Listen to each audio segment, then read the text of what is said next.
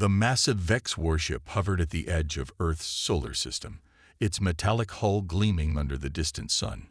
Captain Dorn stood on the command deck, his four eyes fixed on the blue-green planet displayed on the main screen. "Another primitive world," he said, mandibles clicking with amusement. "Begin the standard scans." The crew obeyed without question. The Vex had conquered 17 worlds already. Their routine was well established. Scan, assess, invade, subjugate. Few species ever mounted meaningful resistance against their superior technology and biology. "Captain, these readings are unusual," said Officer Krev, his voice betraying confusion. "The gravity is 1.3 times our homeworld standard. Atmospheric pressure is high. Temperature variations are extreme." Dorn moved closer to examine the data. "Interesting. Continue." "The planet is teeming with life forms, many highly dangerous. Large predators, venomous creatures. Even the plant life appears defensive. And the dominant species." Krev paused, rechecking his instruments. "They live in nearly every environment on the planet, from frozen wastes to scorching deserts. A death world," Dorn concluded, using the Vex term for planets too hostile to support comfortable life. "And yet primitives survive there. How technologically advanced are they? Early space travel, primitive weapons, nuclear capability, but nothing compared to our antimatter bombs. They spend much of their time fighting each other." Dorn laughed, a harsh sound that echoed across the command deck. "Perfect. A species hardened by their environment, but divided and technologically inferior. The High Command will be pleased with this conquest." The Vex had a special interest in death worlds. Such planets produced resources and compounds not found in more hospitable environments. And the creatures that evolved there, while primitive, often possessed useful genetic traits that could be harvested. "Prepare the invasion force," Dorn ordered. "Standard protocol, but increase environmental protection for our troops. This gravity and atmosphere will be challenging." For 3 Earth days, the Vex observed. They watched humans go about their daily lives, studied their cities, their militaries, their communications.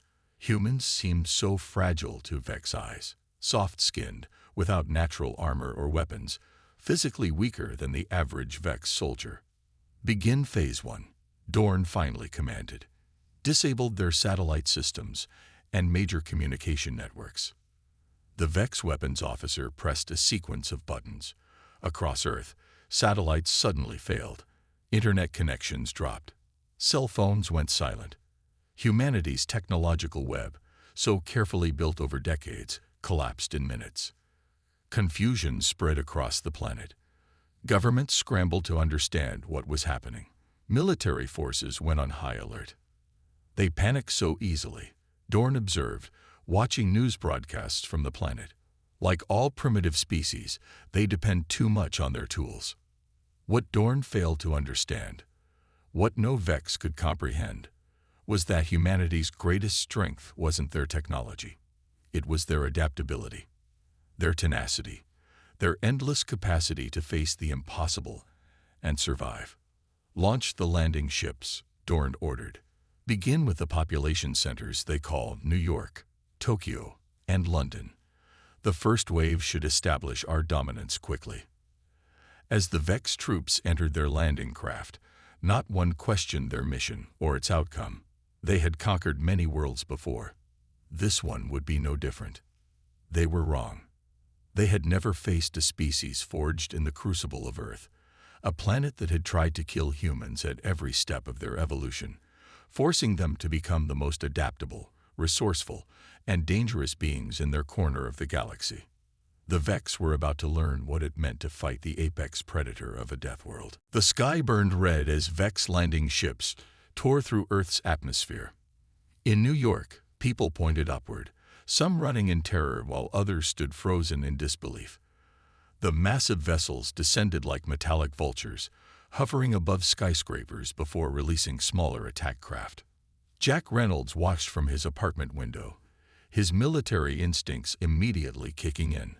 The retired colonel had served in 3 wars, but nothing had prepared him for aliens. Yet somehow he wasn't surprised. Humanity had always looked to the stars with both hope and fear. "They're targeting power stations first," he muttered, grabbing his emergency bag. Years of preparation for disasters, natural and man-made, were about to pay off. The first Vex soldiers emerged from their ships wearing heavy environmental suits. They moved awkwardly, struggling against Earth's gravity. Their weapons fired pulses of energy that melted concrete and steel. People fled screaming as buildings collapsed. Across the ocean in London, Dr. Anna Miller huddled in her laboratory beneath the Natural History Museum. The power had failed, but emergency generators kept her equipment running. As a xenobiologist, she had spent her career theorizing about alien life. Now it had arrived, bringing death. Recording day 1 of invasion, she spoke into her recorder. "Alien forces have attacked major cities. Communications are limited. I'm collecting data from whatever sources remain." In Tokyo, the Vex encountered their first real resistance. Japanese self-defense forces had responded quickly, deploying anti-aircraft weapons. Several alien craft exploded mid-air, raining debris onto the streets below. The victory was short-lived. The Vex mothership in orbit fired a single beam that vaporized 6 city blocks in response. Back on the command ship, Captain Dorn received the initial reports. "Minimal resistance in most areas," Officer Krev informed him. "Though our troops are reporting discomfort in Earth conditions. The gravity is straining their exoskeletons, and atmospheric composition is causing respiratory stress." Dorn dismissed these concerns. "They will adapt." What of the humans? They flee as expected. Their militaries are mobilizing but remain disorganized. However, Krev hesitated. "Speak," Dorn commanded.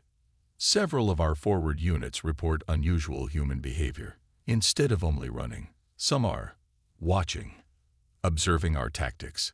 And in 3 locations, humans have already captured fallen Vex soldiers for examination."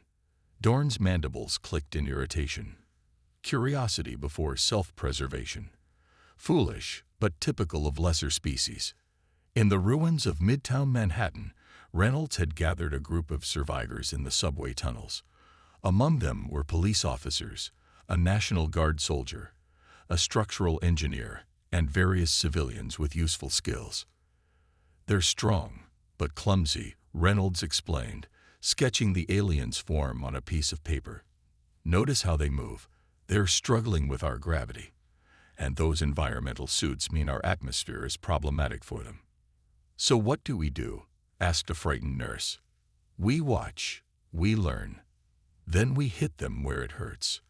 Reynolds looked at each face in turn. "This is our planet. We know every inch of it. They don't." In her lab, Dr. Miller worked feverishly over a Vex corpse that emergency workers had brought her. The alien's biology was fascinating.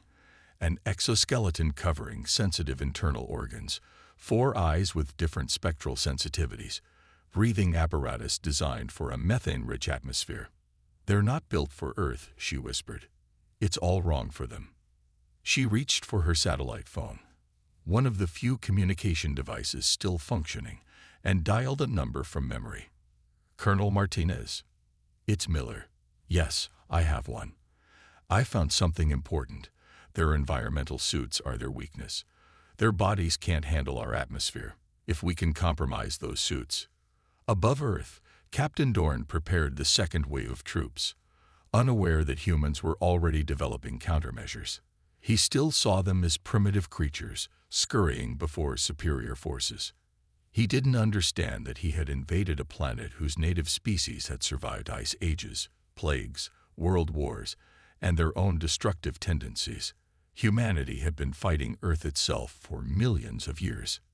And now, they would fight the Vex. 2 weeks after the initial invasion, the Vex held control of most major cities, but their victory was incomplete. Human militaries had been forced underground, yet resistance grew stronger each day. In what remained of Chicago, a Vex patrol moved cautiously down Michigan Avenue. Their commander, Lieutenant Grech, had already lost 3 soldiers this week to human ambushes. Movement detected, east side, reported one soldier, weapon raised. Greg scanned the area. Proceed with caution. Remember, these creatures are more dangerous than they appear. A sudden explosion knocked 2 Vex soldiers off their feet. Before the others could react, bullets tore through the air, striking the vulnerable joints in their environmental suits. Toxic earth air rushed in, causing the aliens to collapse, gasping. From the shadows emerged Reynolds and his team, wearing makeshift armor crafted from scavenged Vex technology. They moved quickly, finishing off the struggling aliens. Collect their weapons and suit components, Reynolds ordered, and the communication device from the leader. One of his team, a former auto mechanic named Tom, grinned as he examined an alien rifle. I've almost figured out how these work. The energy source is some kind of crystalline battery. Reynolds nodded. Good. Dr. Miller needs more samples too. Get everything back to the tunnel. Across the Atlantic, Dr. Miller had established a research bunker beneath London's abandoned subway tunnels. Her workspace was crowded with Vex technology and biological samples. Military personnel from several countries protected her operation, recognizing its vital importance. The bioweapon is nearly ready, she told British General Lewis. Their respiratory system can't process our atmosphere. It burns them from the inside. I've created a compound that accelerates this effect. How do we deploy it? Asked the general. Their ships recycle air. Introduce it into their ventilation systems, and it will spread throughout their fleet. The general looked impressed. You've accomplished in days what would normally take years. Miller shook her head. Necessity and desperation are powerful motivators. Besides, they made a fundamental mistake. They assumed technological superiority meant they would win. On the Vex command ship, Captain Dorn faced increasing problems. His officers stood nervously as he reviewed the latest reports.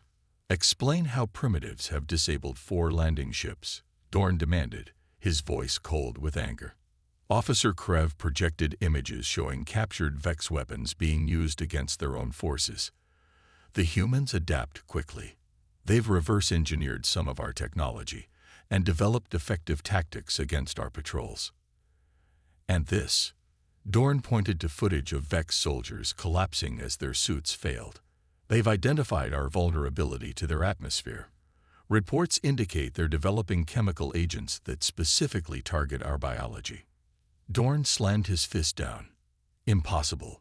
They're savages. How could they understand our biology so quickly? We underestimated them, Captain, Krebs said carefully. Their scientific knowledge is more advanced than we believed, and they've evolved on this hostile planet. They're accustomed to adapting rapidly to threats. Another officer stepped forward. There's more. Our troops report psychological difficulties. Earth's high gravity causes constant pain. The endless weather variations disrupt our sensory systems. And the humans, he paused, mandibles clicking nervously. They never stop. They attack, retreat, adapt, and attack again. They require minimal rest compared to our soldiers. Outside Moscow, a team of Russian and Chinese soldiers, led by a scientist named Pavel, had captured a small Vex scout ship. They'd spent days decoding its navigation systems. Their fleet positions, Pavel said, pointing to a holographic display. And their communication frequencies. We can now listen to their transmissions. The military commander nodded grimly. Send this to all resistance cells immediately. Reynolds received the data in his Chicago hideout via a cobbled-together communication system. He studied the Vex fleet positions with growing hope. They're clustering their ships to consolidate forces, he told his team, making themselves an easier target. Tom looked up from the alien device he was modifying. We can hit them now. Reynolds smiled for the first time in weeks. Soon. Miller's weapon is almost ready, and now we know exactly where to deliver it. The tide was turning. Humans, the apex predators of a Deathworld, were doing what they had always done when faced with superior threats. Adapt, overcome, and prepare to strike back. The captured Vex scout ship hummed as it approached the massive command vessel. Inside, Reynolds and 5 team members wore modified Vex environmental suits. Their breathing sounded loud in the enclosed helmets. 3 minutes to docking, said Tom, who had mastered the alien controls after weeks of study. Transponder is working. They think we're returning from patrol. Reynolds checked his weapon, a hybrid creation combining Vex energy technology with human ingenuity. Remember the plan. We get in, release Dr. Miller's bioweapon into their air system, and get out. Quick and clean. What the humans didn't know was that Captain Dorn had implemented new security protocols. As their stolen ship docked, automated scanners detected irregular life signs. Intruders, Officer Krev shouted. The returning scout ship contains humans. Dorn's mandibles clicked rapidly, a sign of stress. Seal all interior hatches. Deploy security teams. But the humans had anticipated trouble. The moment the docking clamps engaged, they triggered explosives they'd attached to the ship's hull. The resulting blast tore through the command vessel's docking bay, creating chaos and depressurization. Reynolds led his team through the breach, using the confusion to advance deeper into the ship. Vex soldiers rushed to respond, but struggled in the damaged sections where their own atmosphere was mixing with Earth air leaking from the humans' modified suits. This way, Reynolds directed, following the ship's schematic Dr. Miller had extracted from a captured Vex computer. Central air processing should be 2 levels down. On Earth, coordinated attacks began on Vex positions worldwide. Humans had learned to target the joints in Vex armor, to disrupt their communication frequencies, and to use the planet's harsh environment against the invaders. In Tokyo, resistance fighters lured Vex troops into flooded subway tunnels, where the aliens' heavy exoskeletons became a deadly disadvantage. In the Sahara, others used sandstorms to disable Vex optical sensors. Dr. Miller directed operations from her bunker, now connected to military commands worldwide. The bioweapon must reach the command ship's air system, she told General Lewis. If Reynolds succeeds, every Vex who breathes that air will be incapacitated within minutes. And if he fails? The general asked. Miller's face hardened. Then we continue fighting. Earth has no shortage of things that can kill. We've survived them all. We'll survive this. Aboard the command ship, Reynolds and his team battled their way toward the central air processing unit. 2 of his people had fallen, but the remaining 3 pushed forward, using the ship's own corridors as choke points. There, Tom pointed to a massive chamber filled with filtering equipment. That must be it. Reynolds pulled Dr. Miller's bioweapon from his pack, a simple canister containing a complex compound that would react catastrophically with Vex biology. Cover me. As his teammates held off Vex security forces, Reynolds worked to connect the canister to the main air intake. Alarms blared around them as the ship's systems detected the breach. On the command deck, Dorn received increasingly desperate reports. Humans have reached environmental control, a communications officer reported, voice shaking. Security teams are engaging, but the officer suddenly clutched at his throat, making choking sounds. Dorn watched in horror as crew members throughout the command deck began gasping for breath. The bioweapon had entered the air circulation. His own breathing became labored as the contaminant reached his lungs. Emergency protocols, he wheezed. Seal command deck. Separate atmosphere.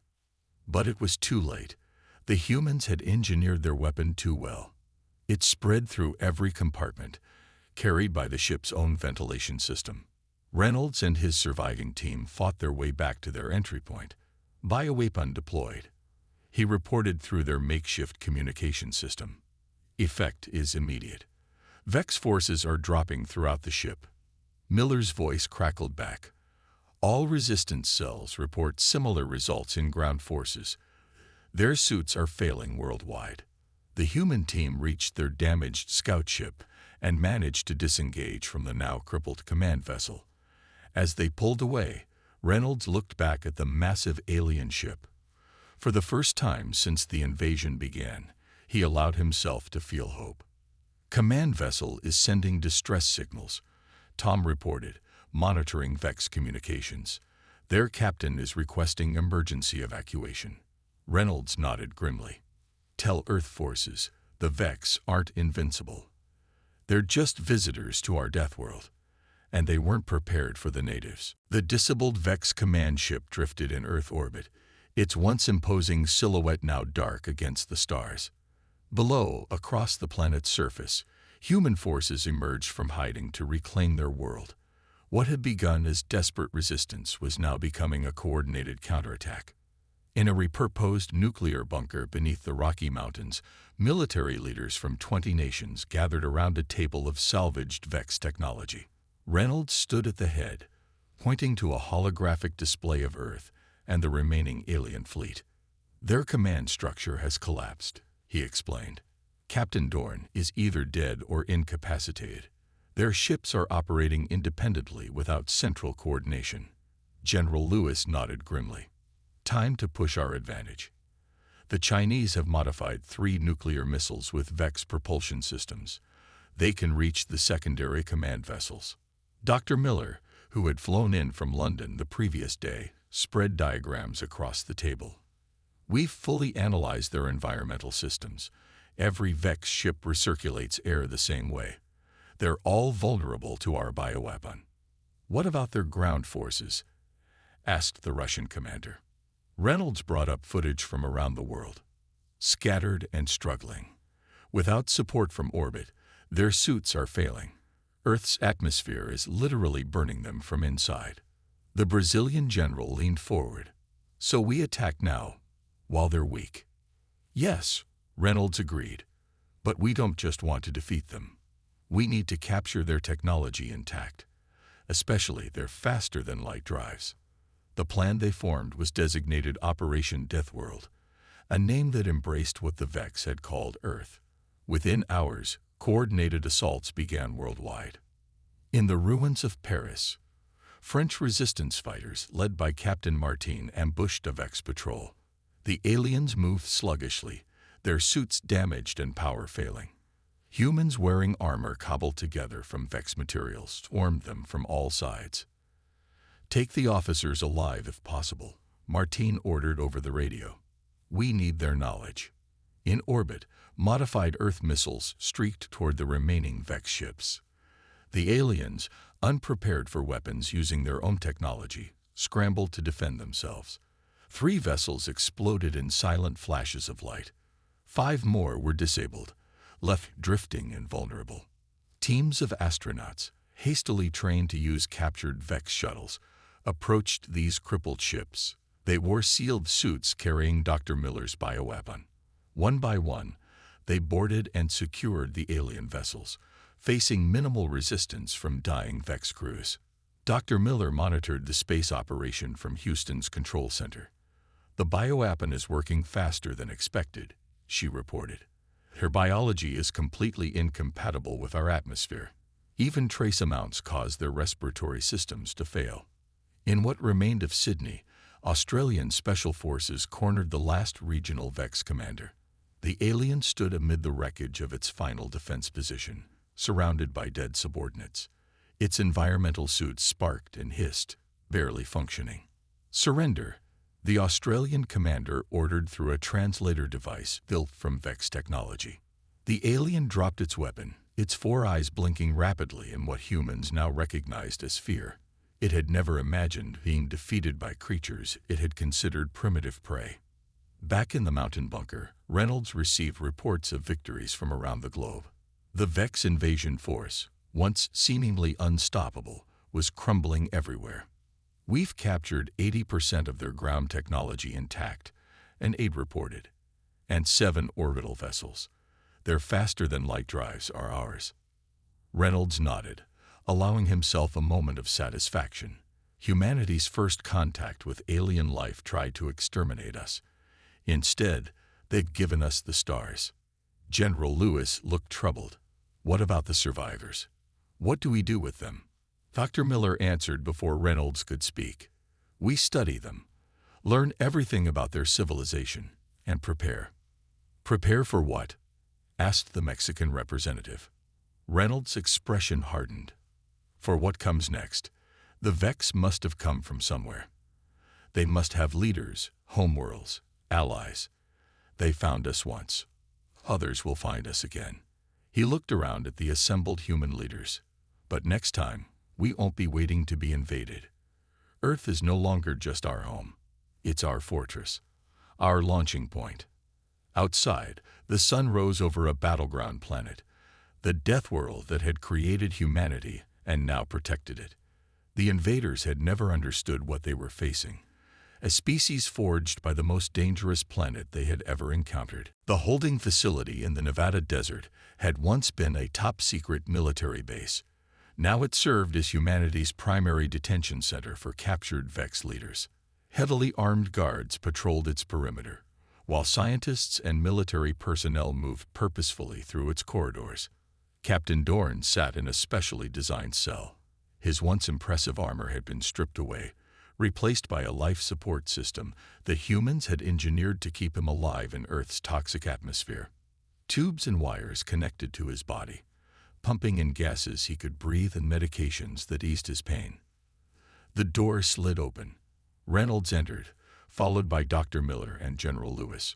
Dorn's 4 eyes tracked their movements, mandibles clicking softly in what humans now recognize as anxiety. "Your fleet has been defeated," Reynolds said without preamble. "Your ground forces have surrendered or been killed. The invasion is over." Dorn's translator device converted his clicks and hisses into English. "Impossible. We are superior. Our technology means nothing if you can't survive our world," Miller interrupted. She placed a tablet on the table between them, displaying biological scans of Vex physiology. "Your species evolved on a low-gravity planet with a methane-rich atmosphere. Earth is poison to you. You were doomed from the moment you landed," Reynolds added, "not because of our weapons, but because of Earth itself." Dorn's breathing quickened, the sound harsh through his respirator. "How? How did primitives defeat the Vex Dominion?" "We have conquered 17 worlds. Easier worlds," General Lewis said. "Worlds more like your own. You never faced a species from a Deathworld before." Reynolds leaned forward. "Do you understand what it means to evolve on Earth? Our gravity crushes your bones. Our oxygen burns your lungs. Our bacteria and viruses, which we live with daily, would devastate your population. Our ancestors survived ice ages and volcanic winters," Miller continued. "They outlasted predators with teeth and claws that would tear through your exoskeletons like paper. We've endured plagues that killed millions, wars that destroyed continents. Earth tried to kill us at every stage of our evolution," Reynolds said. "And we survived. We adapted. We conquered our own world long before you arrived." Dorn's mandibles stopped moving. For several moments, he was silent, processing this information. When he spoke again, his voice was quieter. "The High Command never told us. They said you were primitives, easy prey." "Your High Command was wrong," Lewis stated flatly. Dorn suddenly straightened, his posture changing. "The Dominion will send more ships. They will burn your world to ash when they learn what happened here." Reynolds shook his head. "No, they won't, because you're going to tell them not to come." He activated a screen on the wall. It showed images of captured Vex ships being studied by human scientists. Engineers reverse engineering alien technology. Factories retooling to produce new weapons combining Vex and human design. "We've learned how your faster-than-light communication works," Miller explained. "You will send a message to your High Command." "I refuse," Dorn said, though his voice lacked conviction. Reynolds nodded to a guard, who wheeled in a cart carrying a transparent container. Inside was a Vex soldier without an environmental suit, its body contorted in agony as Earth's atmosphere slowly dissolved its respiratory tissues. "This is what awaits every Vex who comes to Earth," Reynolds said quietly. "A slow, painful death. We can't save most of your kind. Their biology is too different, but the High Command doesn't need to send more of your people to die." Dorn stared at his suffering subordinate, mandibles trembling. "What do you want?" "Surrender," Lewis said simply. "Acknowledge humanity's right to exist. Provide information about other spacefaring species, and warn your leaders, Earth is not to be approached again." "And if I do this?" Dorn asked. "What happens to me? To my surviving crew?" Miller stepped forward. "We'll continue developing better life support for you. Perhaps someday we can even simulate your home environment properly." Dorn lowered his head, the Vex equivalent of admitting defeat. "I will send the message." As the three humans turned to leave, Dorn spoke again. "I still don't understand. How could you advance so quickly? How could you master our technology in weeks?" Reynolds paused at the door. "Because that's what humans do, Captain. We adapt. We survive. That's how we conquered our Deathworld. And that's why you're now begging for mercy." 5 years after the failed Vex invasion, the first human interstellar ship prepared for launch. Named Deathworld, it incorporated the best of human innovation with reverse-engineered Vex technology. Its hull gleamed in the morning sun as crowds gathered at the Kennedy Space Center to witness history. Reynolds, now General Reynolds, stood on the observation platform with Dr. Miller and other heroes of the Resistance.